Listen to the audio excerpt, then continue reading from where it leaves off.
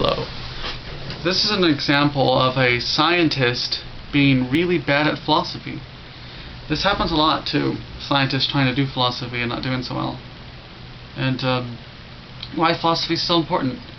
I'm referring to the Dawkins Scale of belief. He has like a 1 to 7 scale of how much of an atheist or a theist you are. The problem with the scale is that when it comes to the question of atheist or agnostic, these are two very different questions. Hence, there shouldn't be one scale, but two scales.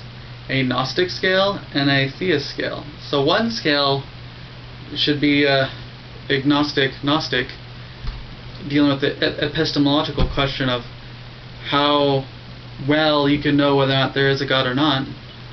Epistemological, really, that word just meaning how well you can know something, or what is knowing, that kind of deal. But the thing is epistemology is very different than something called metaphysics, which is the general abstractions about the reality. So the second scale should be whether or not you believe there is a God or not. This is a very different question than whether or not you know that there is one or not.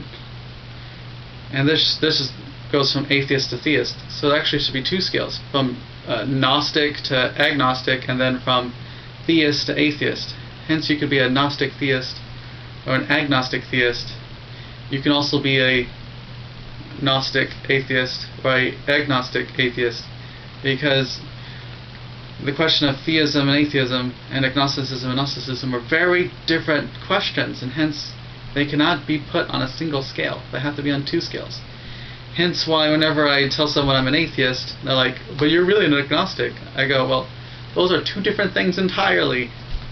And it was Penn Jillette who really tipped me off to this idea that agnosticism and atheism deal with two very different things.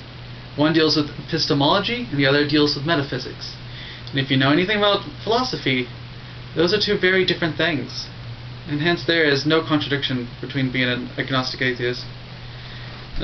One last point about the Richard Dawkins scale is that there's an extreme that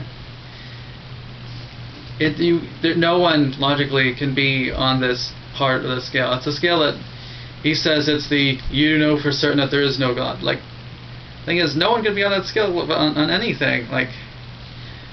Or at least on the question of the existence of anything. I can't know for certain that there isn't like an invisible pink unicorn because I'm not omniscient. Although it's extremely unlikely because it's illogical. But anyway, yeah. Oh, also, there's also agnosticism, which isn't even on these scales.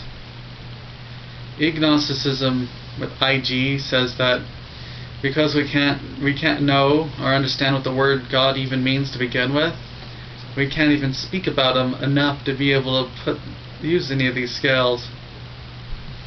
So yeah, that's it really.